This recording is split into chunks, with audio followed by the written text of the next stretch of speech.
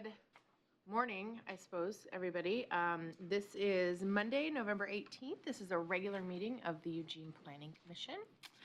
And to get us started, I would like to open it up for any public testimony. We reserve some time at the beginning of our meetings to welcome anything that the public would like to come and tell us. And is there anyone who would like to speak? Okay, well, with that, I'm going to hand it over to Robin Hostick, who is going to start us off today. Great, thank you. Well, first of all, I think you all received a notice last week from me that I will be moving on from my role as planning director. Need to catch up with you two about that, but yes, it's true. So my last day as planning director will be December 6th. And yeah. Time has come to pursue other interests in life. So, very excited about that. Harder than I thought. I'm going to miss you all. So that's about all I'll say about that right now. You do know when our regularly scheduled meetings are, right? Yes, I do. Come see us anytime. Yeah, it's ingrained in memory. So the other thing is I am actually going to have to duck out a little bit early today. So I have to dip out about 1 o'clock. So we're just going to throw a few things out here early. Terry, I think you had one announcement about schedule. Yeah. So we've been working on the schedule for the Urban Reserves project, and that had been scheduled for your meeting next Monday, and we're looking for a new date. So you'll be getting an updated agenda packet with the new date soon, but wanted to let you know, since it's just a week away, that we won't be having that meeting next Monday. So we're canceling that meeting? Yes. Okay. Right. Well, should we move into our work session on River Road? Terry, are you going to kick us off on that? Indeed, yes. All right. Thank you all. Terry Harding, serving as the project manager for the River Road Santa Clara Neighborhood Plan and Corridor Study. And I'm going to invite John Belcher and Kate Parley to the table here, and we're going to give you a presentation together.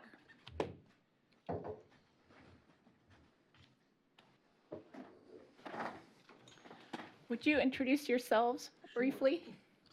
I'm John Belcher, co-chair of the River Road Community Organization and co-chair of the Community Advisory Committee for the Neighborhood Plan. I'm Kate Purley. I'm the chair of the Santa Clara Community Organization and also co-chair of the Citizen Advisory Committee for the River Road Santa Clara Neighborhood Plan. No hat today. No! You didn't bring it. You did wear a new hat at the last event. So the goal of today's work session is to present the current work of the project from the action planning phase to the Planning Commission.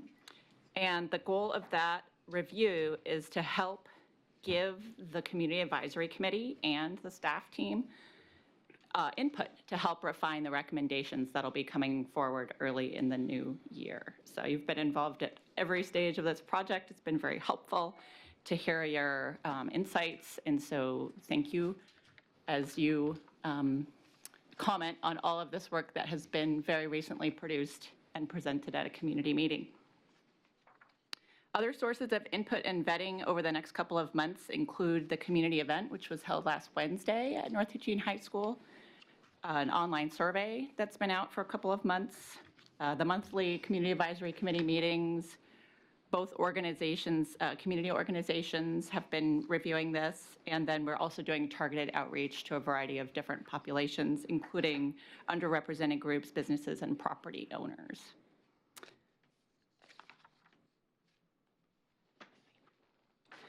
So as a reminder, this project is a collaboration between the two neighborhood organizations, the City of Eugene and Lane County.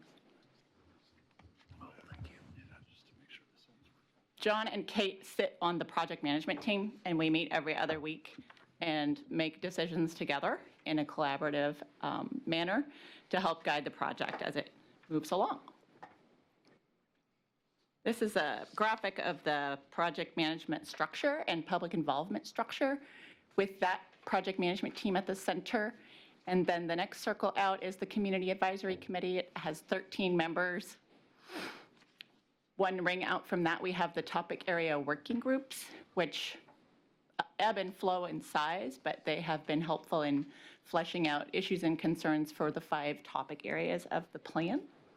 And then the general public, where a major public event is held at each phase of the project. Here are those phases. The project began with reaching out with a large community meeting and a kind of visioning activity at North Eugene High School. Then went into a phase of neighborhood visioning, producing some high-level graphics and vision statements for 5 topic areas.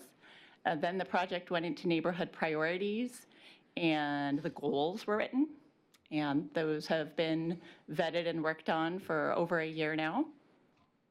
Then we went into policy development, worked very diligently to come up with a set of policies to implement the goals.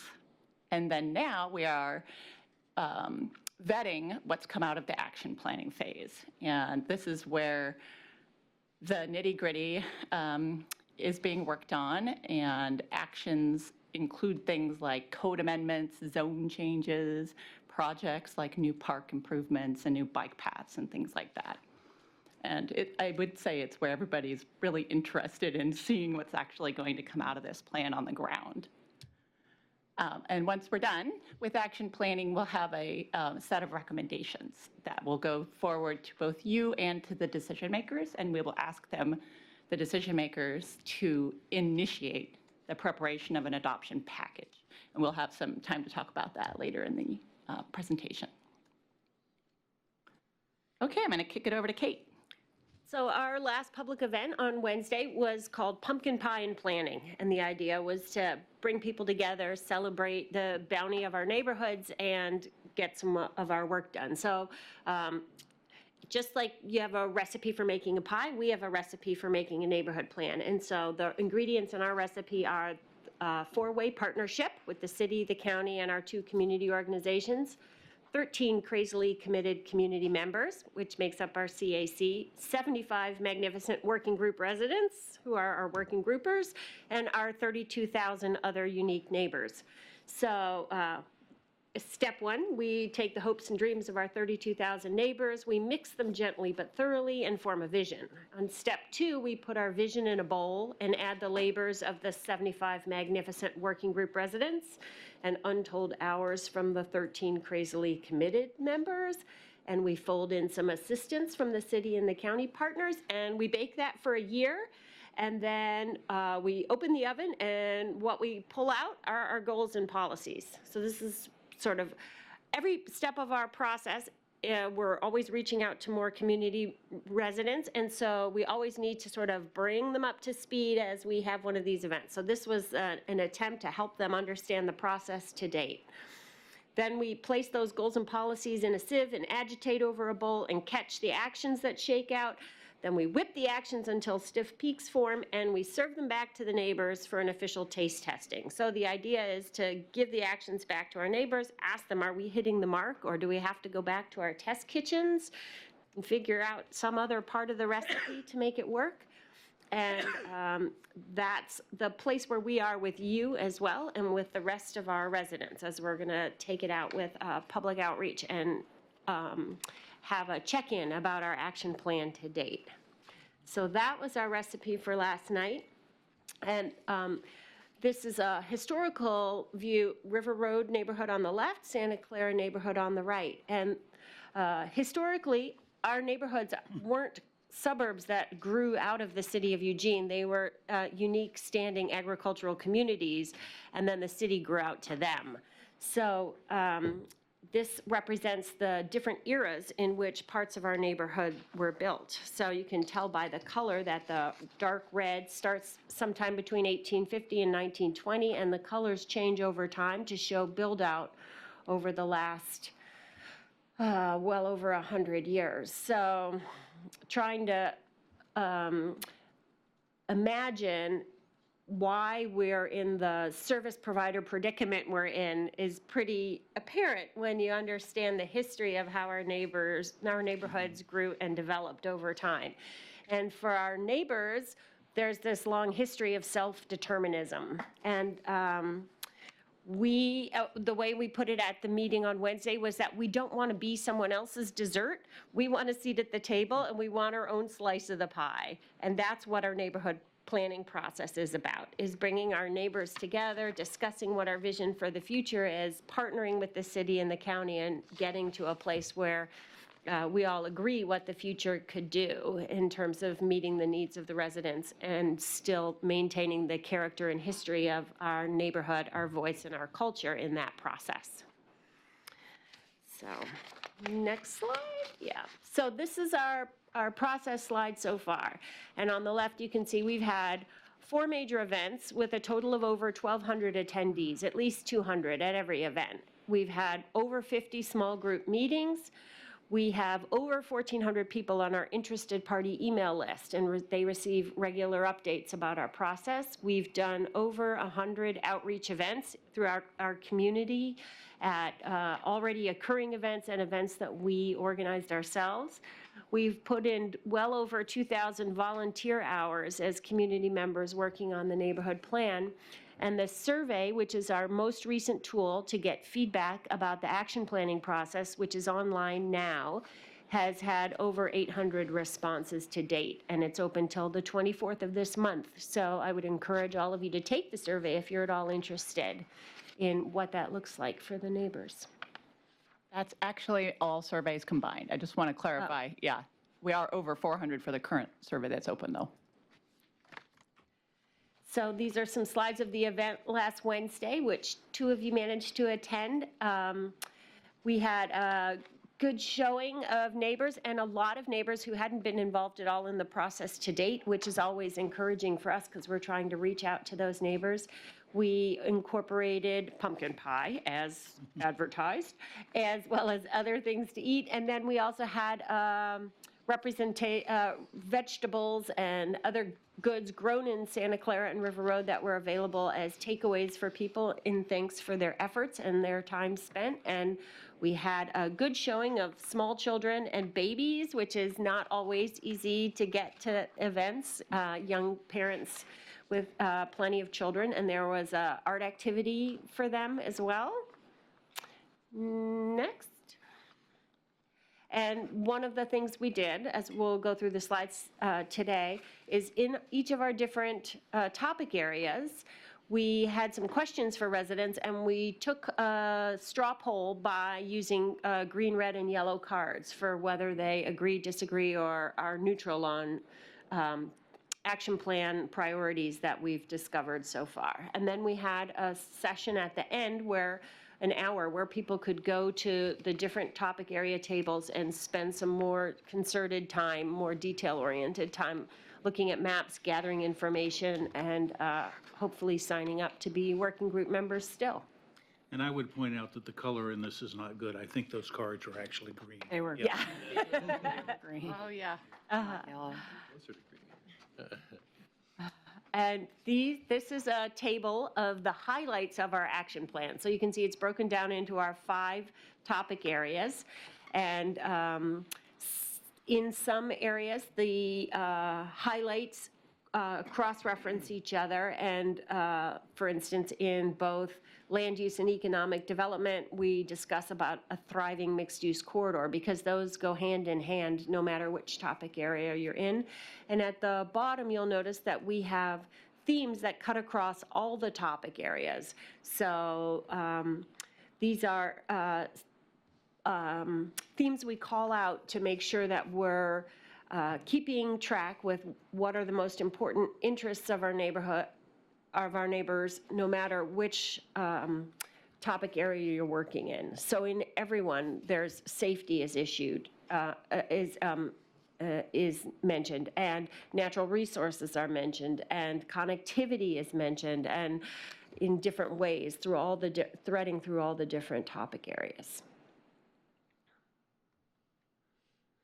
So when we were working on Wednesday night, the transportation topic area, its highlights are increasing walking and biking. So that's not just asking people to do more of that. It's providing infrastructure to make that possible, creating the opportunity to do it, and then educating people to the fact that that exists as an option for them.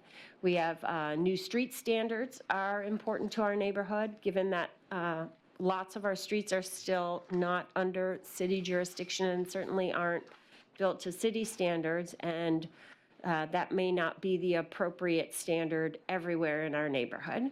We are looking at expanded transit service to help people get around better and alleviate some of the congestion on our arterial, and always, always looking at Beltline and improvements around that to help traffic flow.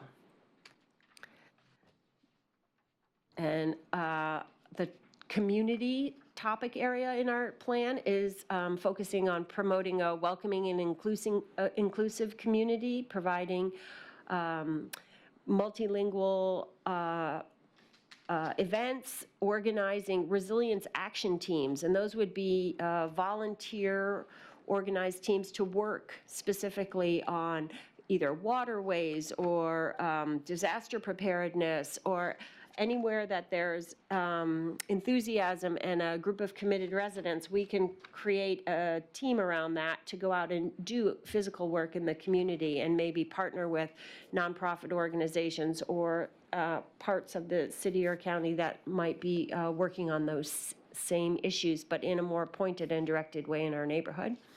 We're always interested in the coordination of public services, given the number of service providers that we have. And we're interested in elevating art and creativity, creating places in our community for that to be expressed in public places and on private buildings, and encouraging community building around art making.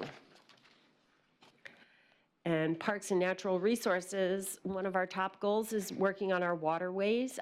We, unlike other parts of the city, have a largely underdeveloped, as far as capital projects, underdeveloped stormwater system. It's primarily open waterways that wind throughout our neighborhoods and eventually connect with the Willamette River.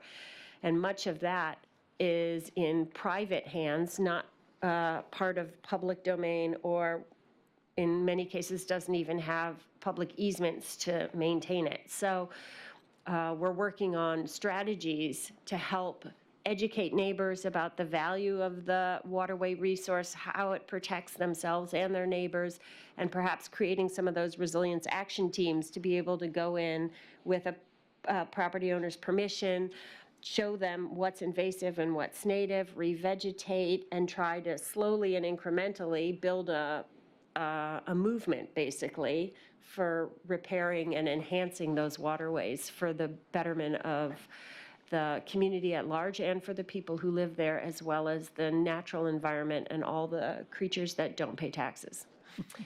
We also have a very strong ethic about agricultural preservation, both within the urban growth boundary and outside of the urban growth boundary in our neighborhoods. And we understand the value of this incredible resource, the soil that is some of the best in the nation, and are looking for ways to help encourage the landowners inside the UGB to continue to create agricultural products on their properties and to preserve the land outside the UGB from future development, understanding that there is no future if we don't have food to feed ourselves. We're also interested in building a park system. At this point in Santa Clara, we, I think, only have 4 developed parks, and the rest of our parks are all completely undeveloped. And so we're always looking at ways to better serve our neighborhood in terms of parks, and we would, both of us, River Road and Santa Clara, like to prioritize recreation. And for the 2 neighborhoods, it means slightly different things in that in Santa Clara, we have no place that can program any public recreation at this point, except for some after-school programs at schools for children. But there is no ability to do anything for adults in our neighborhood. We rely on the River Road Park District, as does the River Road neighborhood. And so we would like to see a future where we're all served to the level that the River Road Park District is serving us to at this time. Okay, we're transitioning to land use and economic development now. Kate, And John. Kate is always a hard act to follow, but I'll do my best. Land use and economic development were two of our other topic areas, and we recognize that they're intertwined, especially along River Road. So our goals for economic development are to support local businesses and to grow employment opportunities in the neighborhood. Hopefully, folks will not have to traverse as far to get to work if we're successful. We don't really have a business network, so we're looking at trying to encourage the business owners to get together and form an organization perhaps so they can be more effective amongst themselves. And again, speaking to River Road, we want to make that a thriving mixed-use corridor more than the series of strip malls that it is at this point in time. And one of the ways to do that, of course, is through land use. So we're looking hard on developing design transitions. If we're going to densify River Road, how do we make that fit against the very close-in R1 housing that's next door? We also want to support housing options. We recognize that basically, as you'll see, we have two types of housing. We have single-family housing and we have R2 and nothing in between. So we're hoping to find a way to make that happen, as you are working on that as well. And then a thriving mixed-use corridor, as I mentioned earlier, that's a duplicate. And then we're also concerned about adopting new Willamette Greenway standards. We feel like they really haven't been very effective at all in providing the type of development we want to see. So on the next slide, we're also still talking land use and economic development, but the first thing we wanted to do was talk about the current zoning we have here. As I said, we have R2, R1, C2, and C1. And the problems that we see with those current zones are that, first of all, as I said, we don't feel the transitions between those building types are what we want to see. We're hoping to come up with better ones. And right now, we're basically commercial or residential. We don't have very much mixed use at all. We're hoping to find a way to break through that. Incompatible height limitations in the commercial zone, specifically that 120-foot C2, that it was a problem in South Willamette. We live with that too. And for us, it's even more problematic because some of those C2 areas are off of River Road and in the midst of neighborhoods. So we're hoping to find a way to fix that. And again, as I said before, limitations of housing types and densities in residential areas. Our hope is to find, through middle housing, a way to get there as well. So working with Sarah Architects, the people who got the grant to do the TOD, Transit-Oriented Development Study along River Road, they have come up with a couple of concepts that look intriguing, and we've been getting some feedback from our neighbors about how they prefer them. One is a more dense, narrow area along River Road, both denser in housing and also in commercial. So what you see basically there is a strip of development from one end of River Road to the other, at least up to the transit station at Hunsaker. And the concept number two reduces that density and kind of puts it in nodes. But in order to create opportunities for housing, the idea is to move the option of middle housing out further into the neighborhood. So those generic concepts we've gotten feedback from. What we may end up with something in between as a proposal, but that's what we're looking at. So talked about transitions earlier. This is where we're at now. If we look at R1 and R2, basically it looks similar, but generally R1 is not built to a 30-foot height. R2 is, so the challenge is more the R2 than the R1s against R1s. They both have a 5-foot minimum setback. This is what we have now, and we're hoping, as we look through the other standards, if we go to the next slide, here's R1 next to C2, so you can see how that is challenging. We do have a step down within 50 feet of the property line, and there is a wider distance for setback, but that 120-foot potential is still there, and that's what we're hoping to work with. So how can we do that? We're talking about setbacks, straight plane setbacks, slope setbacks, step backs, which is rather than working with a plane, actually requiring stepped height differences as you move further from the property line, buffering, and we'll talk about all these a little bit more, height limits as well as landscaping.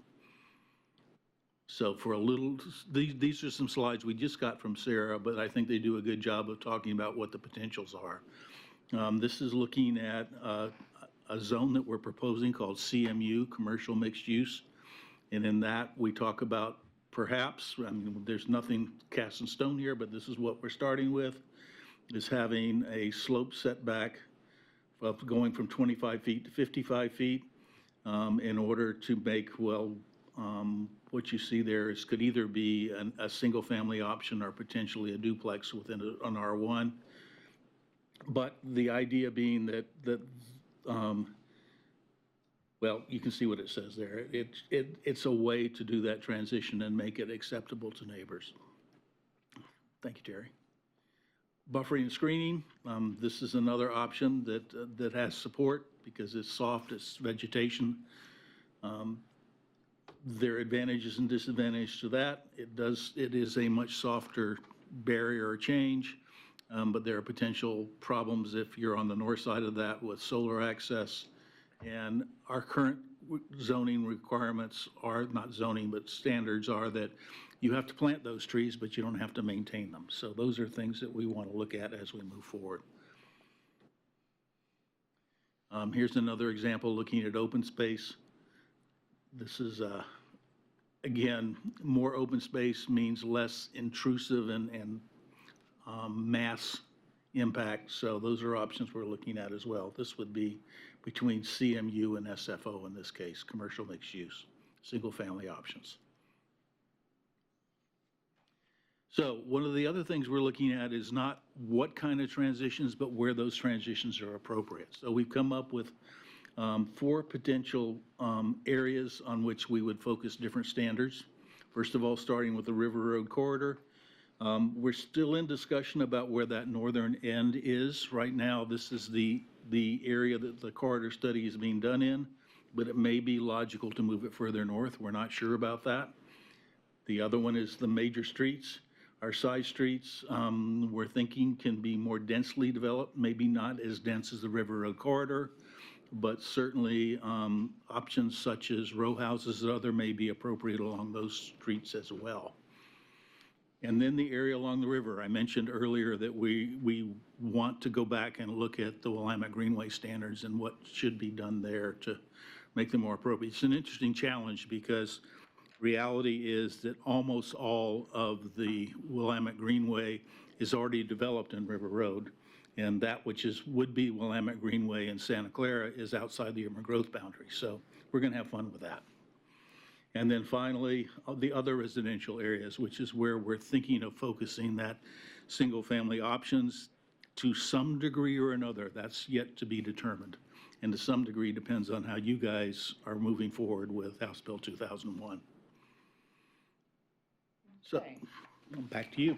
Yeah, back to me. I anticipate we'll have lots of questions about this and the other things, but we just have a couple more next step slides, so we'll just finish and then break into questions. Our immediate next steps are to provide an update to Lane County Planning Commission. We're starting to design a next phase of outreach that gets into sharing these concepts as they are moving towards a recommendation. So some of the ideas right now are community info and listening sessions, definitely property owner outreach as much as we can do to anyone who might be rezoned or have standards change. We want to do multiple opportunities to reach those people and hold enough information sessions so that they know what's coming and what might be asked of the decision makers before we have them direct us to prepare things that would affect their property.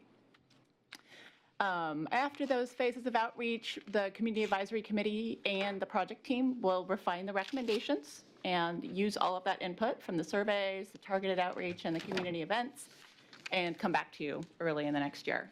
So we haven't scheduled that meeting yet, but we're working towards it. So stay tuned.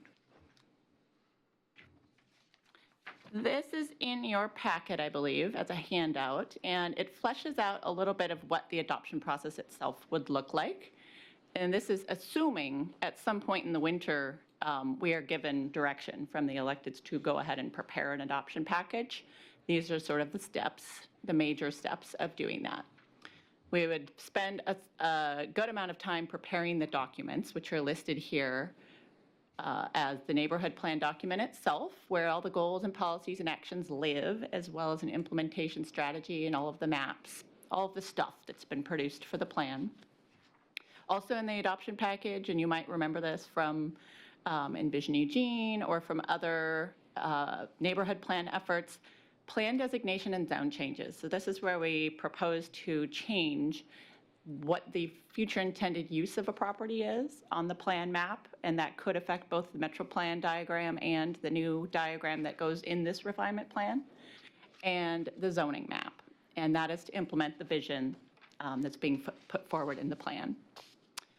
Land use code amendments.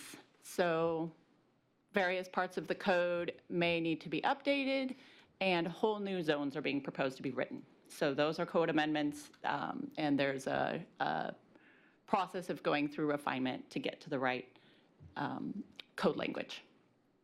The package also includes legal findings and ordinances, and goes through 2 sets of hearings, one with you all and the Lane County Planning Commission, and then decision-making through the City Council and Board of County Commissioners. So these have not been scheduled yet, but this is generally what that process would look like once we're given direction to initiate it.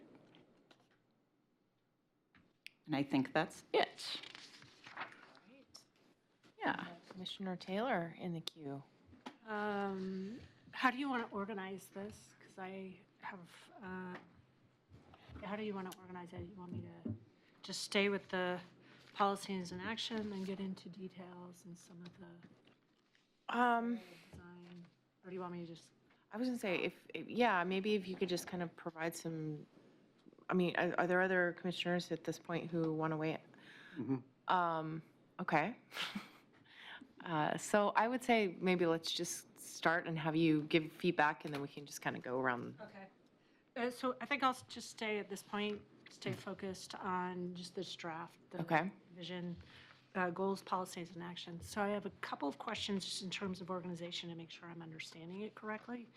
So it's really clear what goal is. I would assume then the next level, like for instance, goal 1, 1.1 is the policy, and then under that are the actions. And are we assuming goals, policies, and actions are addressed similar to how they are now in the code? Meaning Chapter 9 basically adopts all the policies of refinement plans. Is that still going to be the case? We're working on an introduction to the plan that would clarify the legal weight of the different things in the plan. So similar to the way it's addressed in the Envision Eugene comprehensive plan, there's a plan introduction that lays out the legal meaning of goals, policies, and not actions in that case. But we would do that for this plan and clarify goals are aspirational statements. They're not legally binding. Policies are, and they become adopted law that the city is bound to follow. The actions are dependent on what kind of action they are. Some of the actions are code amendments, so they will be legally binding and they'll be implemented along with the plan itself. But there are 2 other kinds of actions. There's kind of programs and projects like the bike path that I mentioned, and then there's community-initiated actions. And all of this will be spelled out in the implementation strategy, kind of what thing are we dealing with and how does it get implemented. Great, thank you. Sure. So with that, so I'm definitely have been highly involved historically in my own neighborhood association dealing with our refinement plan, meaning having actual applications, large-scale applications, for instance, with the University of Oregon, and actually the implications of what our policies actually mean when it comes to development. So I've had that experience as well as just using refinement plans throughout the city of Eugene. So my first observation is I look at transportation, your transportation section. It's actually, if you pull out the policies all by themselves, they stand alone pretty well. Some of the other sections, so that's an exercise I would do, is go through with your group and pull out the policies and see if standing alone, they give the direction that is defined enough to give you validity in whatever process. Now, we know refinement plans, because it's going to be described in Vision Eugene, is that refinement plans are really going to be tools for the city of Eugene. So depending on how, and I don't know, I guess staff, is that still the intention, or are refinement plans, because they're still part of land use applications and they need to be consistent. So there's still going to be policies, because they're adopted through Chapter 9, that essentially a developer needs to meet those policies. We will clarify that in the front of the plan, which Okay. policies apply to particular land use applications and which ones don't. Okay, great. So whatever policies you want to apply, I would just make sure that they can stand alone, because they're standing away from the actions. They're standing away from some of the intent. So for instance, your under Goal 1, your Policy 2, neighborhood assets, base local economic development on neighborhood assets. Now, maybe that isn't a policy that would be development kind of aligned, or they don't have to comply. But if that is one, I would definitely clarify that. I'm not sure what that means. So if you want it to mean something, to have a policy that you're informing those that are users and have to comply, what does that mean?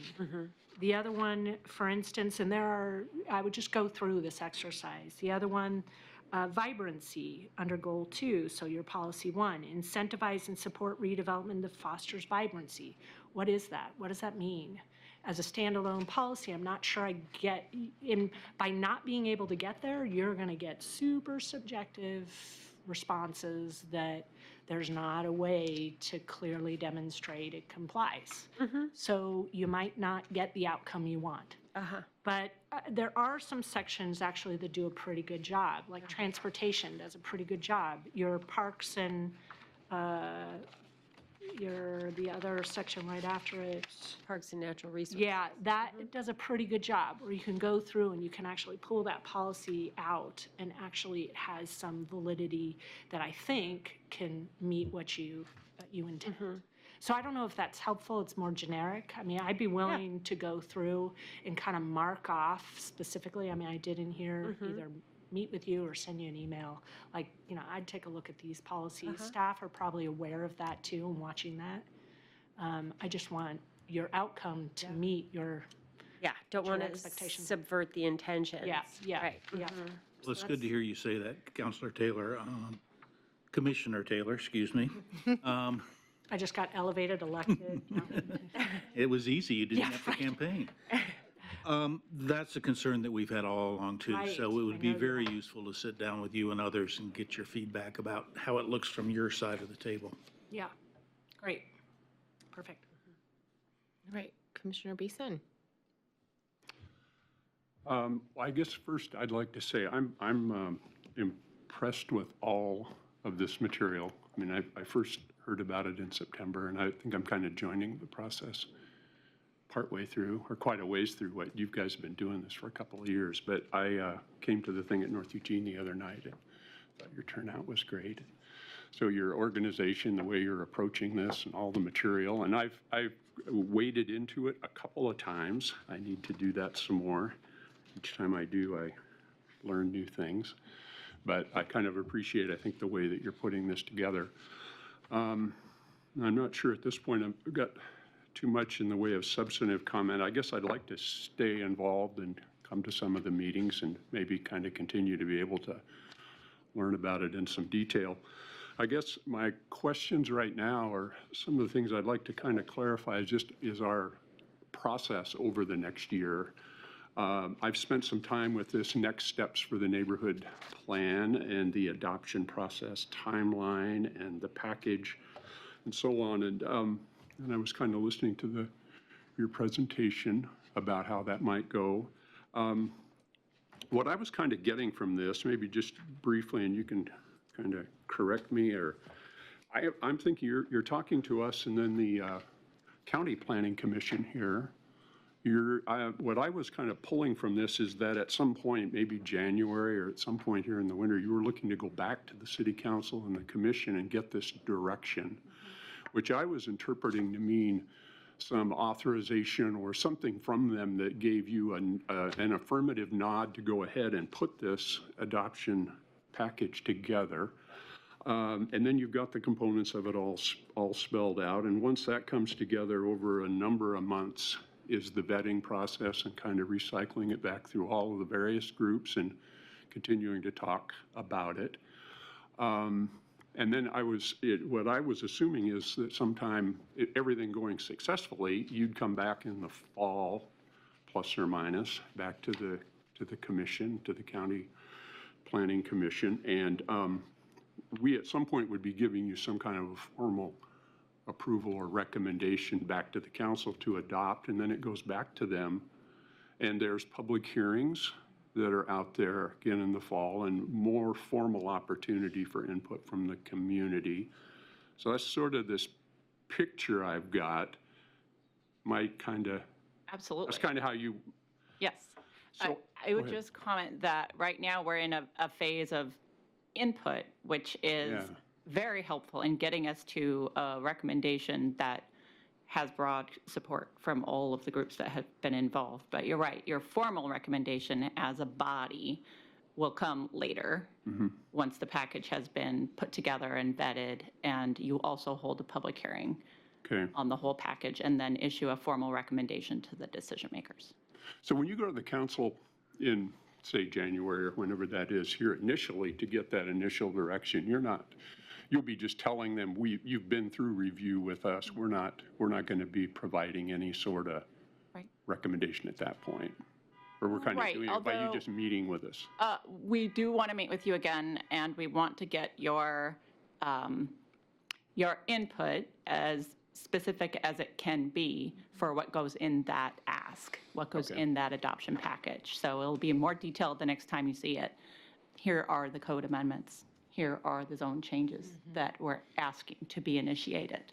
Yeah. Okay, so then I guess the question, and then I'll kind of conclude, if, given all of that over, say, the next year or so, we get out there at the end and you've been successful and you've got a plan with all of these components, parts and pieces and code amendments and development standards and zone changes and the transportation map and everything, the council, assuming they approve that, is that at that point kind of ready to just fold in to the land use code and into the project plans and everything? Or is there any more work to be done by commissions or others to refine Yeah. material? There At will- that point, you'll have kind of all the stuff in Right. sufficient detail and Yes. spelled out. So the things that actually get adopted, the mechanism for them to be implemented is the adopting ordinance that is put in place by the council and the board.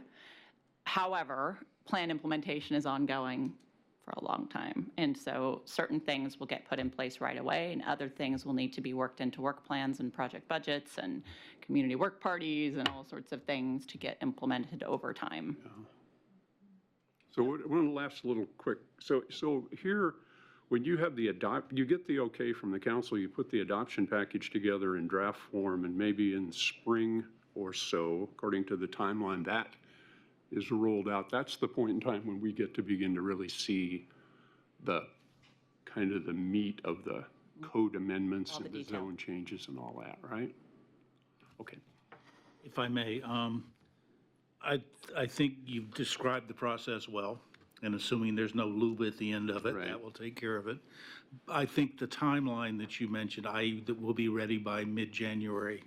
For me, that's going to be a challenge. I think it may take longer than that Okay. to cycle back through our neighbors and get more feedback and adapt that. Okay. Other than that, I think you got it. Okay, thank you. All right, Commissioner Rainey. So I have a series of questions from very vague to very detailed, but, so I'll just do the vague one first, and hopefully I can have another cycle. But before I get to that, awesome job so far.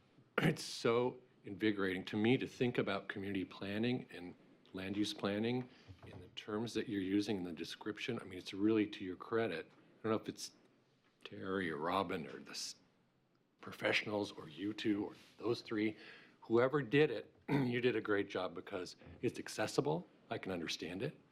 It speaks to issues that seem not only relevant, but important, all the way down to stormwater and open waterways. And, oh, but wait, they could flood. So there's a resilient issue there as well.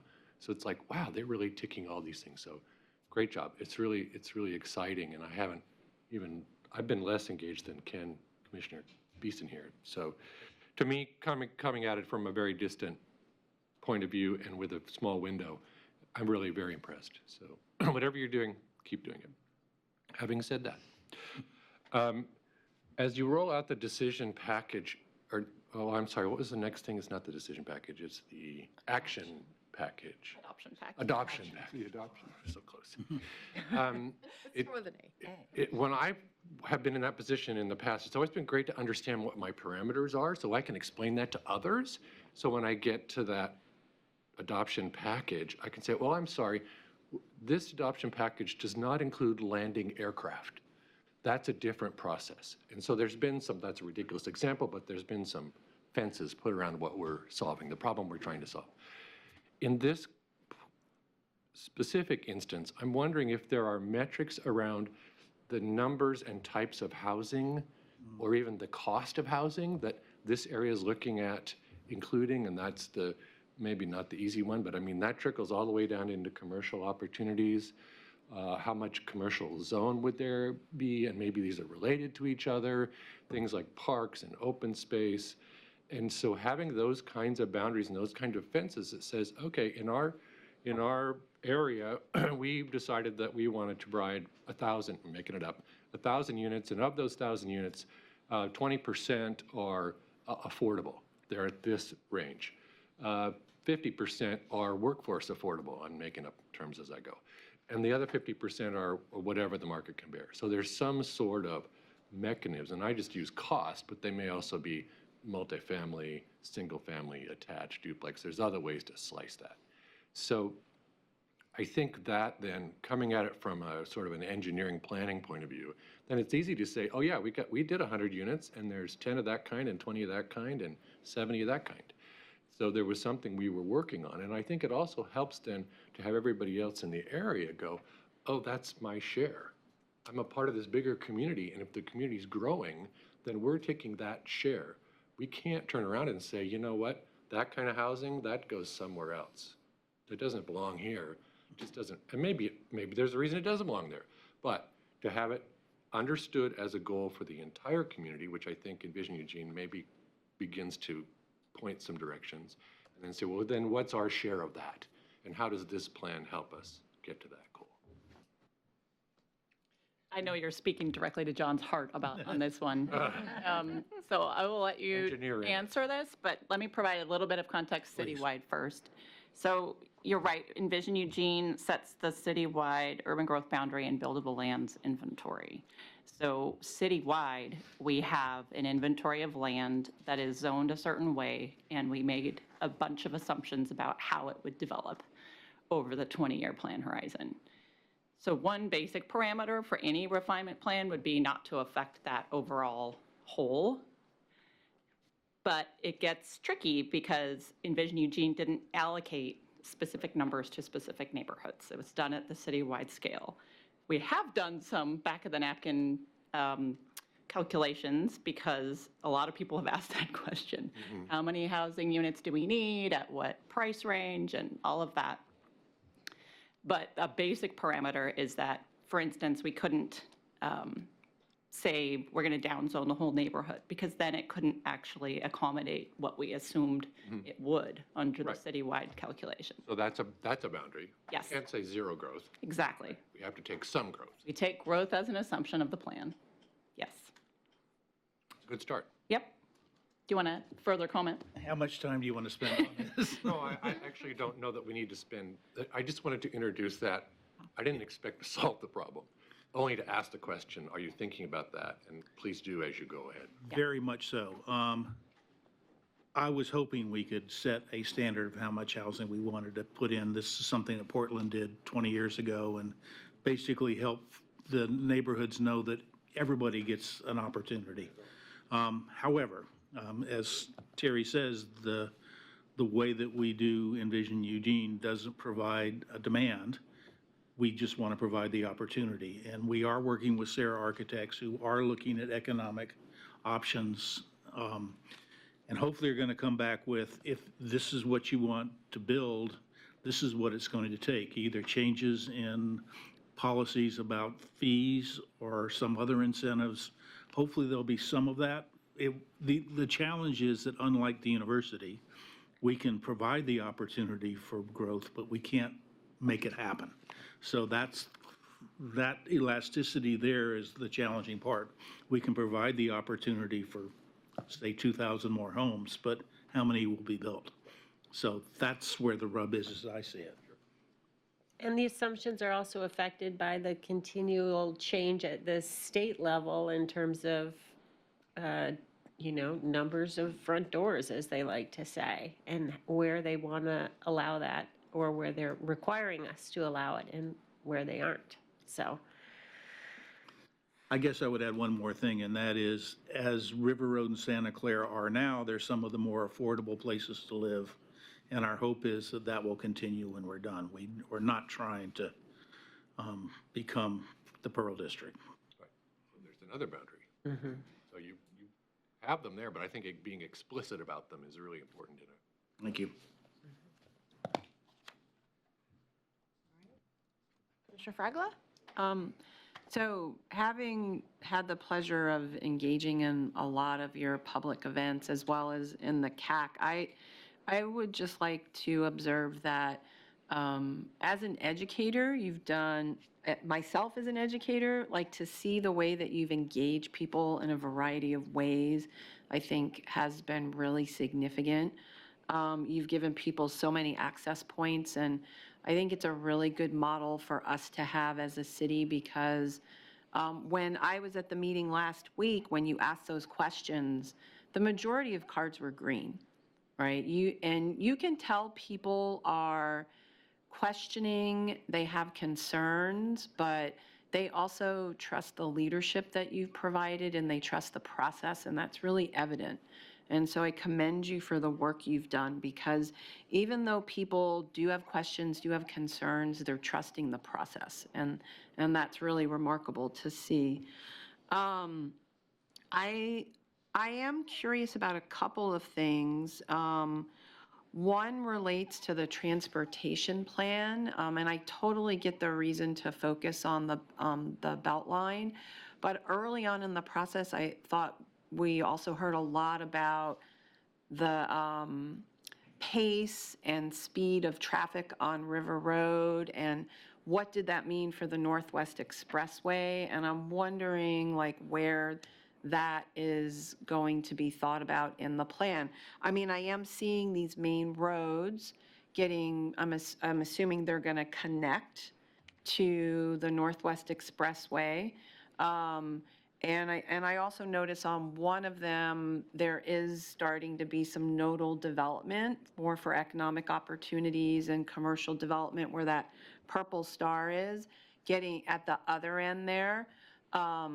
And so I'm wondering, like, what does the Northwest Expressway look like? If you're going to create denser main streets connecting to the Northwest Expressway, what is the plan thinking about for that area? Really good question. I'll jump in first, if I may. The Northwest Expressway is our biggest transportation issue. Yeah. And unfortunately, ODOT is looking at it. Well, fortunately, ODOT is looking at it. Unfortunately, they're talking about a 20-year solution. So that's outside the timeline of our, well, it's within the edge of our timeline, but our ability to affect that is relatively small. So we will continue to provide input to ODOT, to the city, et cetera, to try to encourage that process and make sure that whatever they come up with is better for the neighborhood. However, you're right. If we provide more density and more people in River Road and Santa Clara, it's going to add to the problem. The other piece that we have more control over, again, not part of the plan, is what happens with moving ahead. A lot of the things we're hoping to see happen to transportation along the corridor would be easier to do within the development of an MX, but will that happen? We don't know. So kind of like 2001, you were trying to navigate this river, going back to the analogy that we started with. But in this case, we have to navigate rapids that are changing as we're going to them. So I don't know. I would say also there's a fair amount of coordination between the county and the city about the map that's out for public review, where to focus funds and projects that we do have some local control over, because you're right, there is the Beltline project, it's controlled by ODOT. We're participating, people from both neighborhoods are very actively participating, but neither the city nor the county directly controls that project. And so with this map and set of priorities that Kate talked about under transportation, it was trying to take control of what kind of could be expressions of neighborhood priorities that are directed to Safe Routes to Schools programs and city and county improvements, as well as Lane Transit District. They're also very closely involved. And I would just add that the highlights that we provided for you generally tend to be the action items that we can accomplish more quickly. So we have discussed improvements for Northwest Expressway, a separated multi-use path with neighborhood plantings to create also a bike ped infrastructure along a road that would accommodate our more through traffic, faster through traffic, diverting traffic from River Road to North. I mean, we've discussed it at length about and created visions about how it could work for us instead of, against sort of what we're trying to accomplish. But that's also something that's not just sort of out of our control in some ways, but also a longer term solution that would take exponentially more funding or work or time or effort. And so it's not what we would consider a highlight. It would be something that we're concerned about and interested in implementing, but it would be not our lowest hanging fruit. I guess I'd throw in one more thing, and that is that one of the places where we don't have unanimity of agreement is River Road and the speed along River Road and the capacity for traffic. And there might even be more of a neighborhood thing. Folks in Santa Clara want to be able to get downtown quicker. Those of us who live towards the south end of River Road want it to serve more as a neighborhood street and less of a highway. So we'll figure out where that goes. Goes back to the Beltline. Everything goes back to the Beltline. Do you want a second round, Commissioner? King? Yeah. Okay, let me go ahead. I'll put myself in the queue. Commissioner Baker, did you want to make any comments? Well, you go ahead. Okay. I just have a few things.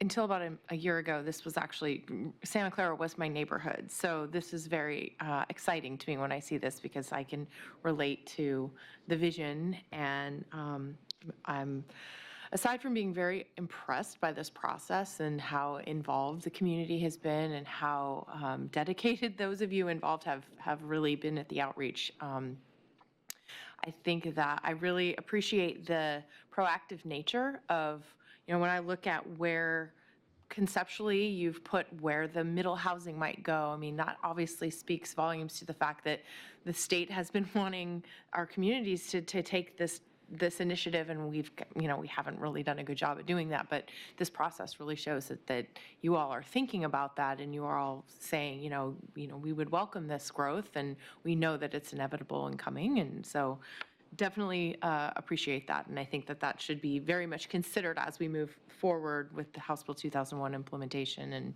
and looking at where the two communities have said this is what makes sense for us.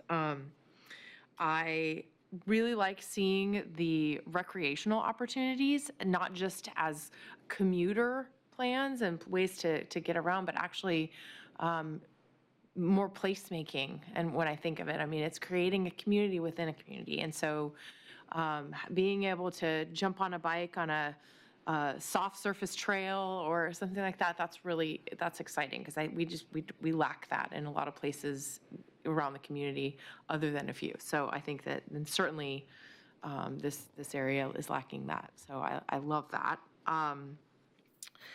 I think that the presentation, when you incorporate not just to us and to the community, but the visuals are really helpful. And I want to emphasize that because I think not only is it helpful for those of us looking at it and for council and policymakers, but to actually tell the story to the community, because those are the folks who are going to be pushing on the policymakers to advocate for what they want to see. And I would hope that, you know, those folks are being brought along in this process, but these are really helpful because I think that in the drawings showing the transition zoning, I think that really helps because people can understand, you know, why they would or wouldn't prefer something. And so it's extremely helpful.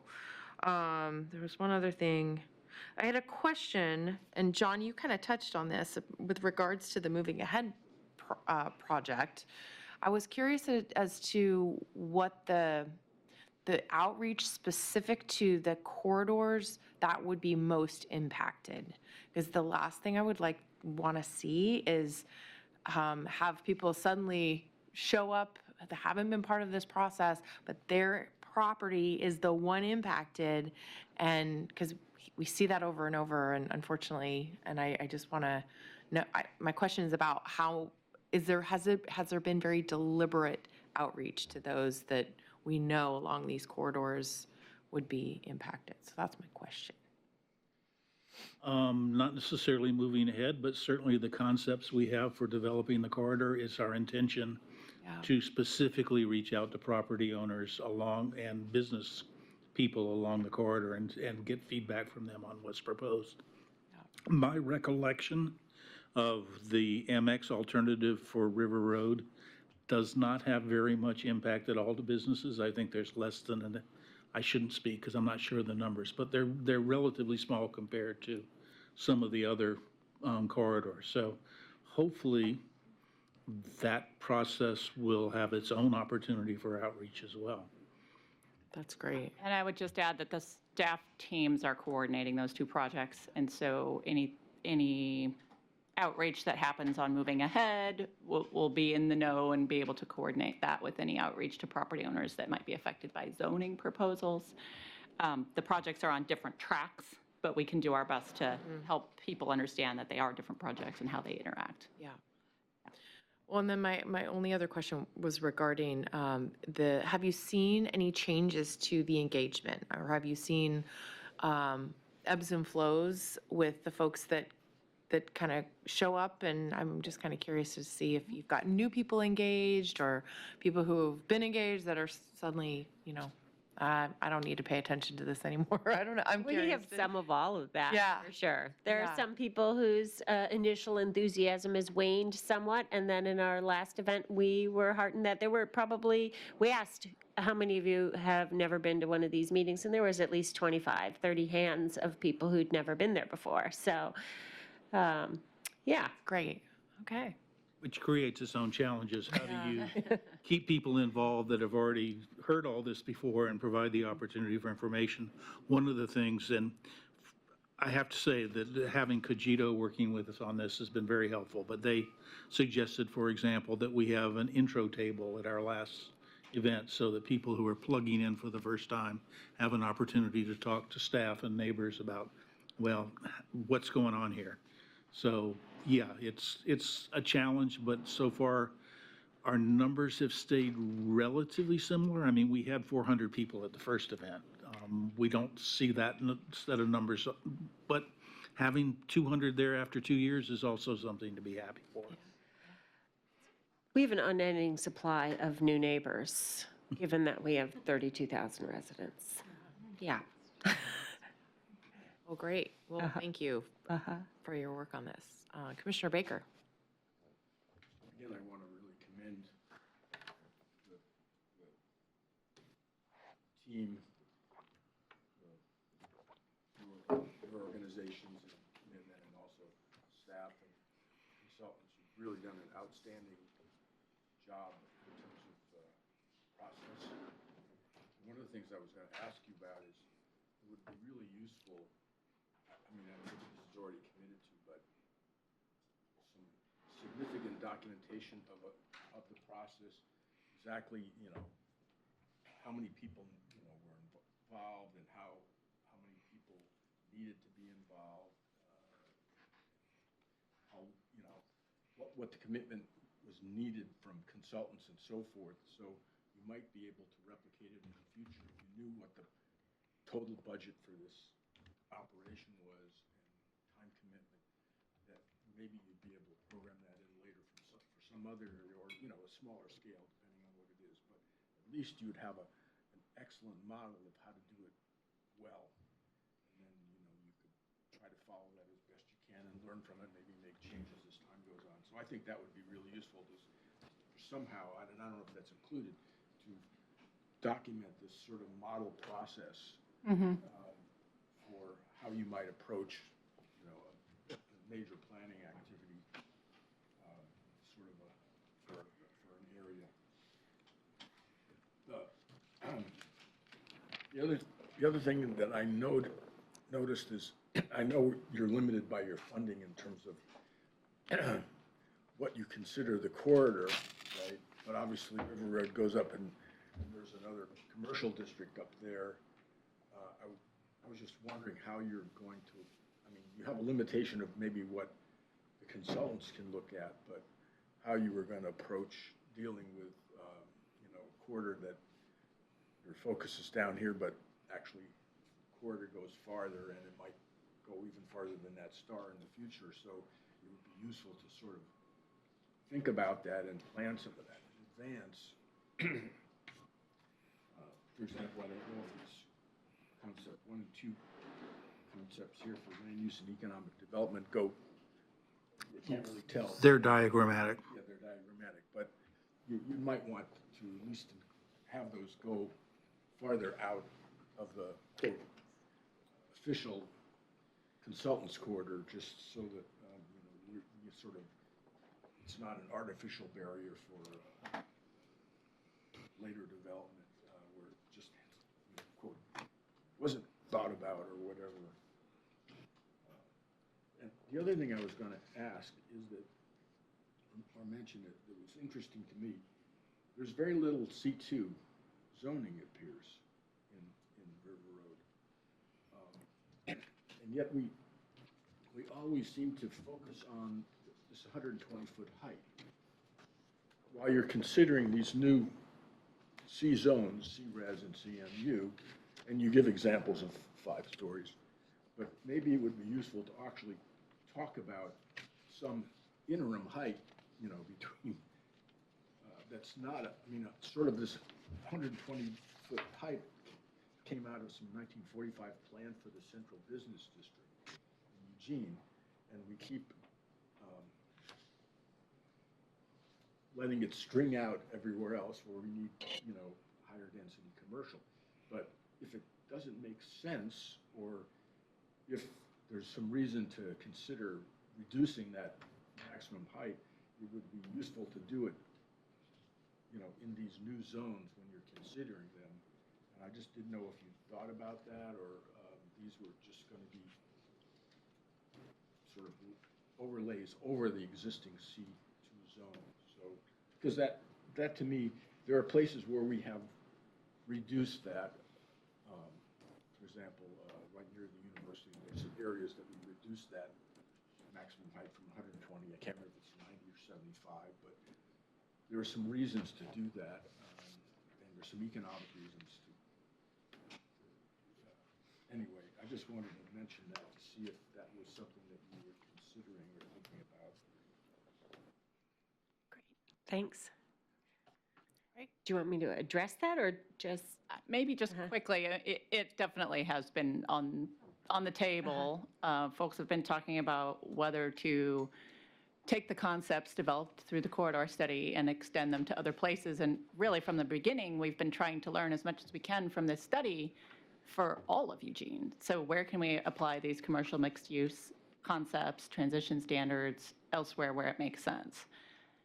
And so that remains to be seen, but I think you're right on. We're learning how to do this better than the 1940s version of C2 zoning. And I think the intent is, at least for River and Santa Clara, to make those zone changes to C-Res and CMU rather than C2.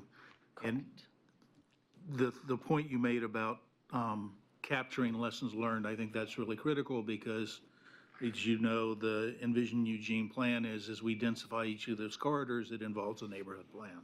But within the recognition that all neighborhoods are different and the conditions and the attitudes of those neighborhoods are different as well, I do think we can't replicate what we did, but we certainly can share lessons learned. Commissioner Taylor. So I have a bunch of things, so I'm going to try to go quickly. I think Commissioner Baker's comments about process is not only for lessons learned, but obviously to demonstrate how valid your process is. So it's just part of your story, which I'm sure, I mean, you're telling everyone, yet I think it's important, and I would assume you're going to put it in your intro. I think, as someone that uses these documents, we want to do, because these processes are so intensive and there's involvement at all levels, it's really, I read the intent, I read the documents, because our objective is to actually meet the community goals. So just keep that in mind. Not everybody's just going to the policy. Some do, yet those that are invested in the community are going to want to understand the documents. So I think that's helpful in the intro to just tell that story. And it's a precedent in other refinement plans that, you know, from the 80s that kind of talk about that process, the process of adoption. And the other, to address Chris Ramey's comments, there have been some good refinement plans that actually straddle that line of metrics, I think, good examples where they're talking about the vision of their neighborhood with some idea of those metrics without eliminating the needed flexibility, because Envision Eugene is really a citywide projection, if that makes sense. So I think staff can definitely help you out on that, but there might be a way of you painting a picture that is consistent with how you want, or kind of your intentions and objectives, and not overstep those bounds in terms of Envision Eugene. The other one is this adoption process, kind of what the package looks like when you're going to come back to us in the spring of 2020. It's not the formal adoption, but you're going to bring this package back. Is everything complete? I think, at least my observation, and I think maybe talking to others that were more intimately involved in the Willamette Special Area Study, my observation is one of the places where things kind of fall apart was when things got really detailed, because planning is hard to understand, that really macro level in words. When it starts to get to images and words that you can actually draw, meaning, okay, here's a code section and this is what it means on your property. My observation is that's where it kind of started to fall apart. Now neighbors are like, that's my parcel. There's the adjacent parcel. Here's the code implications to that. So I think having enough time, and we didn't see these people show up at Planning Commission. So if you can somehow get those neighbors to show up at Planning Commission for that adoption package kind of review, I think that would be helpful. Individuals, we do allocate certain time, or you could be very methodical about these are super important. I don't know, I don't have specific suggestions, but I know Terry was intimately involved, and there are quite a few, and you can talk to some of the neighbor group. What would they, what worked? What would they recommend? The other is, for instance, here's a good example. So Sarah did these, I know it sounds quick. Every time you put one of these single family houses that's single floor, it gives a really distorted perspective, because R1 is allowed to be 30 feet. So it says a story that might create animosity and misunderstanding, and you didn't even mean to. Because actually all R1 throughout Eugene can be 30 feet, plus some, depending on the roof design, right? So why show a single family house that's one level? I would be consistent with the code. This is the height. You get 30 feet, all single family. Anybody can tear down their single-family house and put a 2-story house with a very high-pitched roof. Or they can almost get to 3 stories for the house with dormers, et cetera.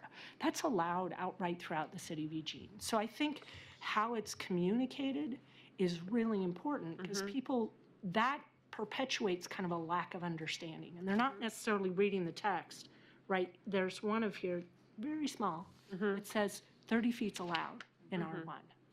So I think telling the story from a code kind of compliance issue. The other thing is this 50-foot current 50-foot step back is actually fairly significant. So don't underestimate that. I really like, I like this.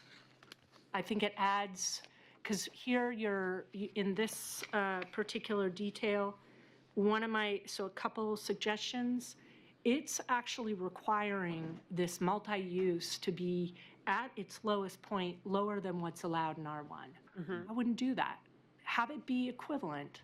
You get a step back, but why would you why? So try to maintain consistency where you can in the code. I think then from a business, the owner of this larger parcel that might do mixed use, allow it to feel equitable on both sides, right? So let's look at the larger code and kind of let it inform and then overlay your concerns of your neighborhood or the context of your neighborhood, right? Rather than start to redo code, unravel the larger code. Love the step back. I think 120, honestly, if you look around the city of Eugene, even the highest buildings aren't being necessarily, they're not really, how many 120-foot buildings do we really have, right? So I think asking for less, like here you've got about 5 stories. Willamette mixed use, or Willamette special area study was 7, right? Walnut mixed use is 7 stories. So looking at some of those, just in terms of the market, maybe River Road, 'cause you got a big corridor. I can't imagine there be economically viable to go 120 stories anyways. So I like that slope step back or additional step backs, but no, you already have the 50-foot. I mean, that's there already. So you go to 30 feet for 50 feet of the depth of your parcel. The other thing to consider is that you spend all this time, like Willamette Special Area Study, I'm working on a project right now, these sites are tiny. So in reality, a lot of the discussion we had, they're different owners and the depths are really narrow. So 50 feet is almost the majority of the frontage. No, it's the majority of the lot. So it can never get to 120 feet. So just be careful when you start to look at it. Are you throwing together and arguing about really one parcel? And yes, you can have people start purchasing adjacent parcels. In reality, that's amassing land is kind of harder to do. And I can connect you with some developers to say, the reality of people all of a sudden selling their properties. It's hard enough downtown. The last thing I wanted to make sure or to state is, I can't remember right now. That's it. I have a bunch of comments on the actual code sections. And once again, I can give it to you later. Great, we'll follow up. Yeah. Thank you. Thank you. Points, thank you. So I wanted to loop back around to the map that's on the screen. I do really appreciate where you got to with it. I like how the corridor is a focus and then you've got the denser development coming off of it. I mean, when you look at the more detailed map on the back wall that you can also access online, you do say on that map that additional housing types with developmental standards throughout R1 area, right? And so I'm assuming that when we're talking about missing middle, it's not just going to be on those main streets, right? It's not just the green bands, but that it will also be integrated through the neighborhoods, and you're thinking about what that would look like. But I also heard you mention, John, that you're also thinking about what we're going to do citywide, which we really all don't know the answer to that yet. Well, Yeah. we're just cognizant that that's out there.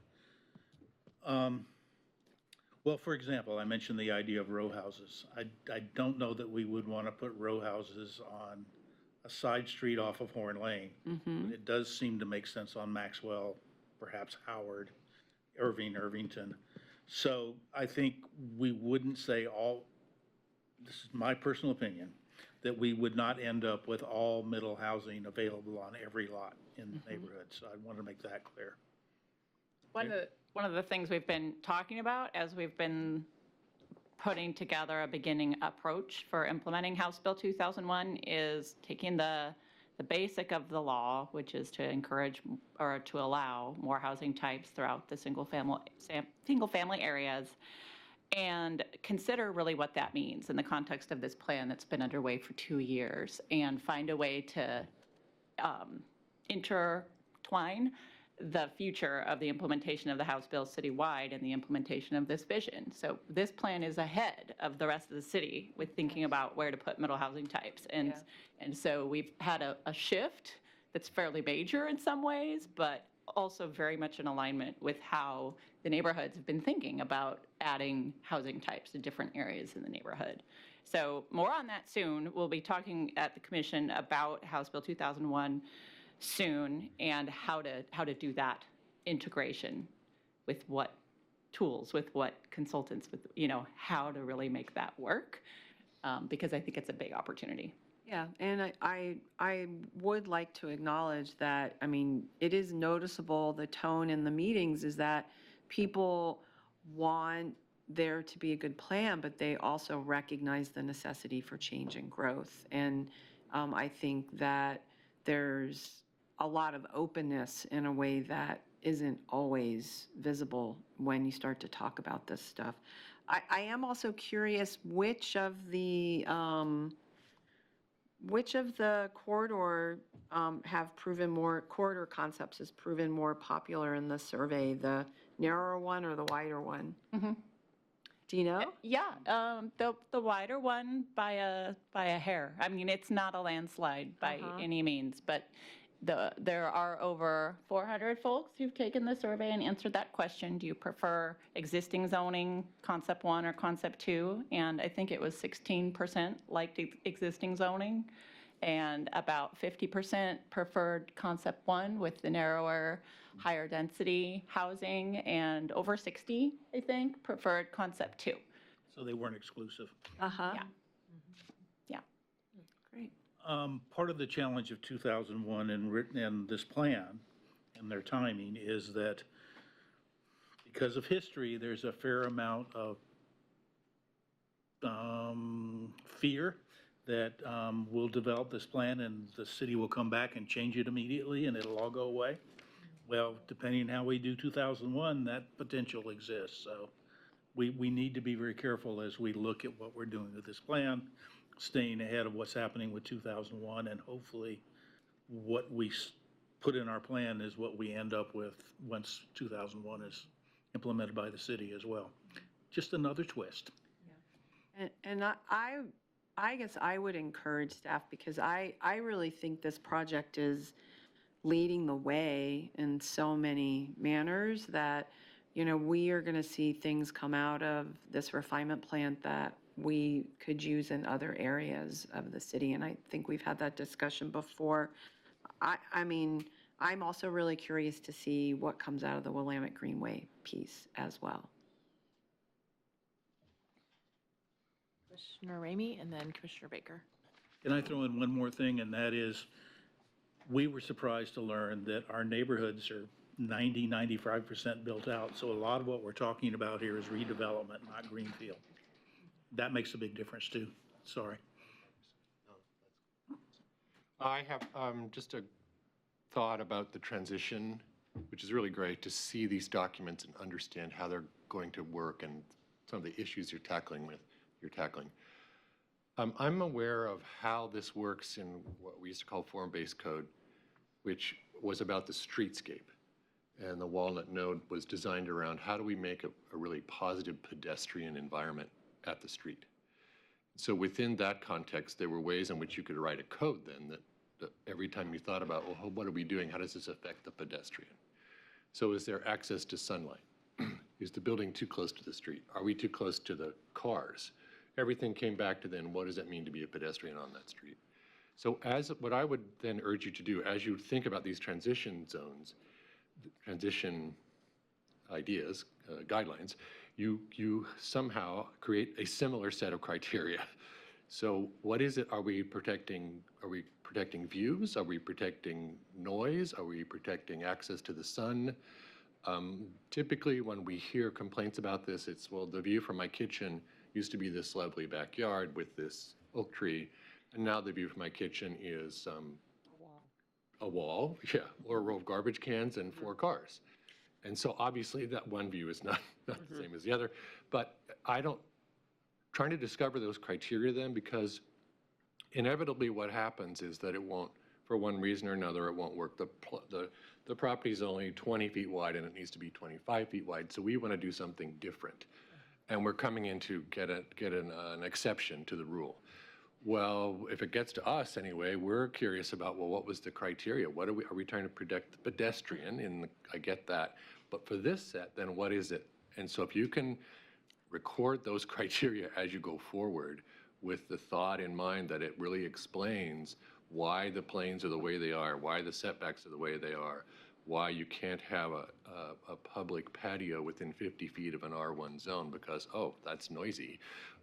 So those kinds of things, I think, make it really easy when the exceptions come before us.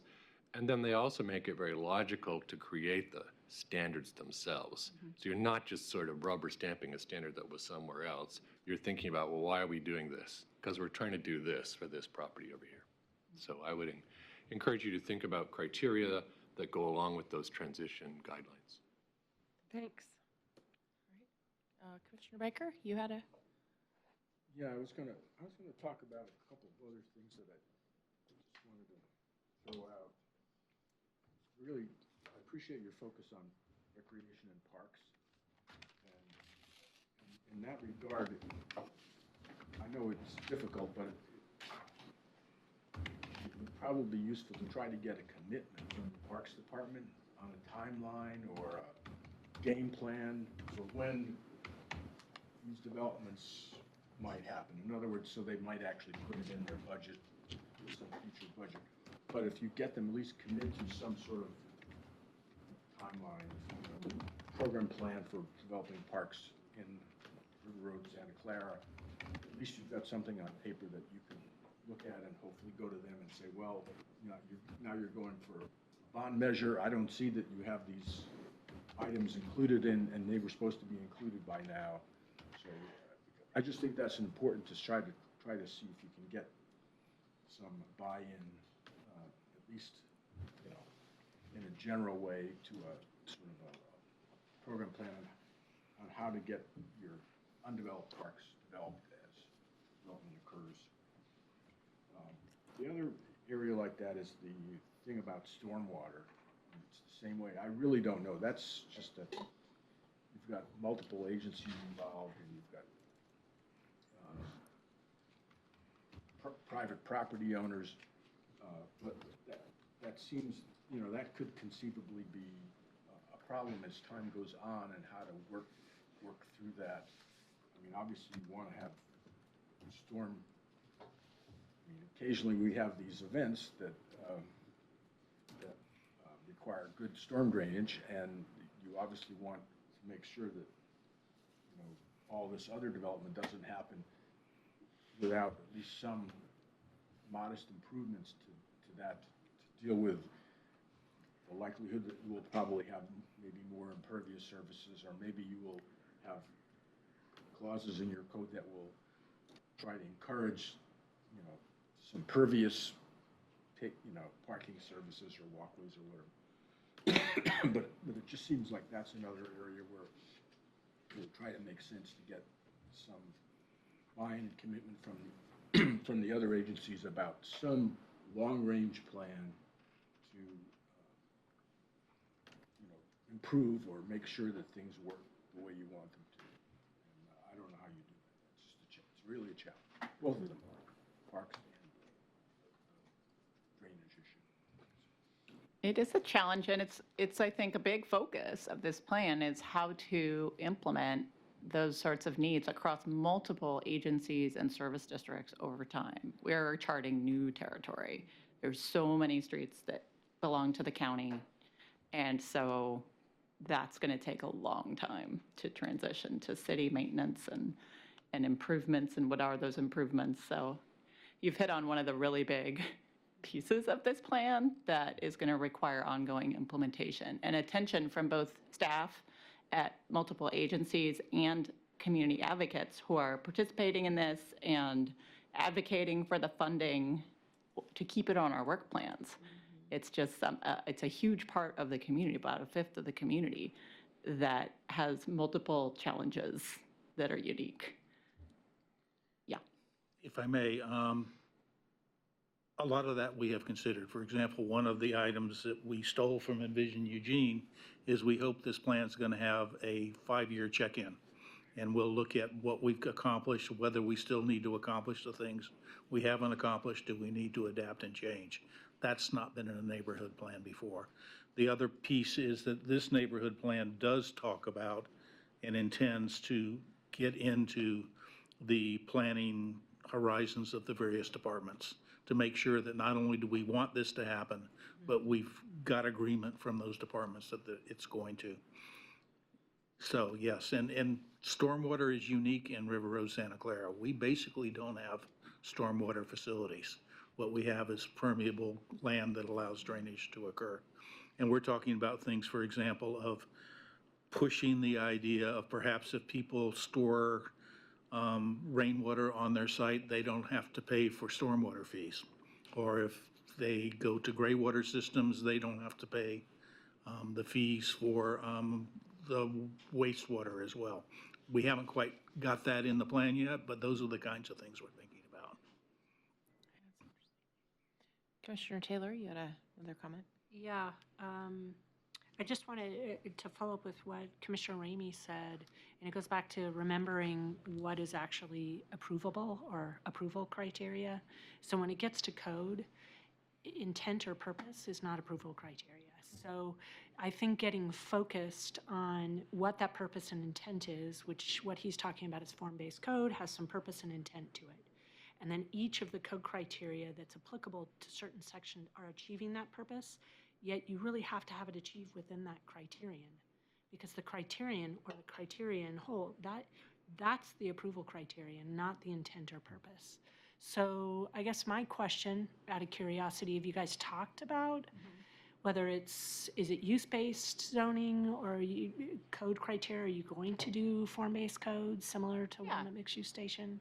So we're at the code concept level, but those questions are being asked by the Sarah Architects team and their subconsultants who are code writing experts, and a subcommittee of the Community Advisory Committee is focused on the corridor study documents. So those are conversations that are happening. If I could probably characterize it as a hybrid form-based code that includes both uses and form-based standards. They've looked heavily at our existing documents from Walnut and things developed for South Willamette and trying to improve upon past efforts. So it's in process. And the other thing I'd love to put a pitch in is that sometimes, especially when we have consultants, they actually reinstate different language. And that actually creates a lot of, unfortunately, potentially negative outcomes, because when we have current language, it's been interpreted through LUBA decisions, staff has been dealing with the language for 20 years. There is, the consequences are kind of known. You just throw in, I remember there was a decision when we have critical root zone, and a hearings official in a decision wrote root ball as a critical root zone. So it's a really good example of root ball. What is a root ball? And now all of a sudden we've got a decision, a condition of approval of a word that doesn't exist anywhere. So going through and making sure and really pressuring kind of the consultants use words and language in the existing code wherever applicable. Because the more, if each neighborhood has their own language, it creates unintended consequences like you don't yeah. Okay, yeah. Good Yeah. advice. We absolutely. I know you probably already are know aware. that. It's more about the consultants. Yeah, they'll just start adding language in their, Right. what they're most, In their own lexicon. in their own yeah. lexicon. Uh-huh, Right. yeah. Right, that'll go through several iterations with our legal staff, with our own code staff, as well as all the other public bodies for review. But I really appreciate that because we do hope to get some base zones, some new base zones out of this that will be applicable beyond this project. Great. And we haven't talked about this yet, but as we hand it over to staff and the planning commission to start writing code, I think there's value in having some way of connecting to the neighbors so that if Without a we didn't get it in a way that you understand it, what comes out the other end may not be our intent at all. Anyone else have any? Commissioner Ramey? Sorry. That's okay. I know this has been said several times already, and I just want to, I don't know that it's necessary to re-emphasize it, but I'm very interested in the outreach process and how the outreach process reaches the various affected property owners. And it sounds like your sort of base work has been great, lots of turnout. But I want to be sure that gets into the actual people on the ground. And I think they've been not only doing that and doing it soon during the adoption package, but also some of the suggestions by Commissioner Taylor about making the message somehow be relatable to that property owner. That really talks about the whole context of the project, but it does it in a succinct way so they'll actually get it right. I don't know how to do that exactly, but it might be a picture, it might be a paragraph, it might be a postcard, something that really allows them to understand, for better or for worse, how this affects their property, so they can come at the right moment in the process and say, this affects me, how do I get involved, or what do I do next? Yeah, that's certainly, we've talked circles around how to do it, and we're working that out, but we plan on door-to-dooring a whole lot of properties. I think that'll really, Uh-huh. that'll really pay off. So, And you've already done some of the door-to-dooring, right? well, we've certainly done door-to-door of the business properties up and down the corridor, and we have mailed to all the residential properties, but we haven't door-to-door all the residential properties, which would really be where we need to put some serious effort in this next few months, where, that's certainly on our work plan, and we all know that that's coming. The challenge being that I think there's some 17,000 properties in the two neighborhoods. Well, and I think, and I'll just jump in and then I'll go to Commissioner Taylor. I mean, I think I've seen this now happening multiple times just recently where there's been a public process, there's been information, there's been website, there's been all kinds of correspondence, and folks just are not tuning in until they hear something that alarms them, and then suddenly they weren't involved in the process, therefore it must halt immediately and start over. And that's, I mean, obviously we all know that that's the worst case scenario, but I would just caution that whatever, and I know the city does a really good job at that, but, even working with the partners like the chambers of commerce and whatnot, to be able to try to do outreach to businesses and the property owners, just to make sure that you can cross those T's and dot those I's, because otherwise you're going to hear from somebody, what's the saying? The bulldozer at the back door, where it's like, We'd be thrilled Wait to a hear minute. any list of Yeah. groups you think we can partner with, because as we say, we have the largest population to reach and nowhere near the foot soldiers to go to every person. And certainly lots of people don't read what comes in the mailbox, and it's always our challenge. We talk about it every meeting. Mhm. yes, I know.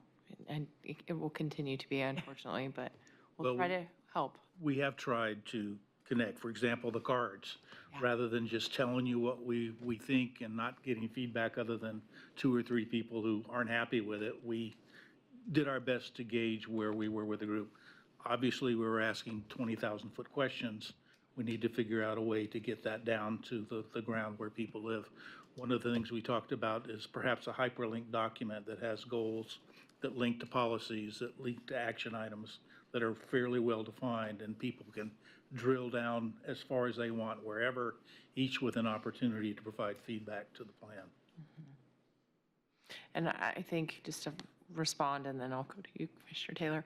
I think that the policymakers, in my meetings with council members and whatnot, I mean, they do generally understand the difference between involvement and compliance, in that just because maybe a particular property owner wasn't, the policy that they moved forward with wasn't in compliance with what they had asked for or weighed in on, doesn't mean that, they weren't part of the process. It just didn't necessarily go their direction. And so I think that deciphering that there is actually a difference between, obedience, I guess maybe is a better term for it, and actual participation. So, Commissioner Taylor. I know one of the things we did with Walnut Mixed Use Station, I don't know if this is helpful, but we had at some of the general meetings beforehand identified not only board members, but other members in the community that knew a lot of their neighbors. So, because door to door is very hard, we had basically ambassadors have house parties. So it's actually fun. They might have just people over, no food necessarily, but just an opportunity to pass a message on to 10 neighbors at one time. And it typically there were people that already knew their neighbors pretty well. Like, for instance, on my street, I knew everybody on my street, so I had a meeting just at my house. You can invite other more informed. If that neighbor doesn't feel as informed as they want to, they can invite the two of you. I mean, it does put pressure on those that might be more knowledgeable if they don't feel knowledgeable. But those ambassadors, you could essentially have a higher level meeting just with them. So trying to figure out who they are to kind of make that door-to-door more efficient. Yeah. But you probably have already done that. You're so big that I would assume you've kind of looked under those rocks already. Well, we certainly did that as part of our listening session protocol in our scroll and script projects, and we tried to be pointed in making them geographically dispersed throughout the neighborhood. But, even with as many people as want to invite 10 people into their home, we still aren't going to hit the mark of getting to talk to everybody. I wish we were the size of Train Song and could go door to door, but not in my lifetime, even if I went every day. Yeah, it's going to be hard to do intensive and extensive at the same time.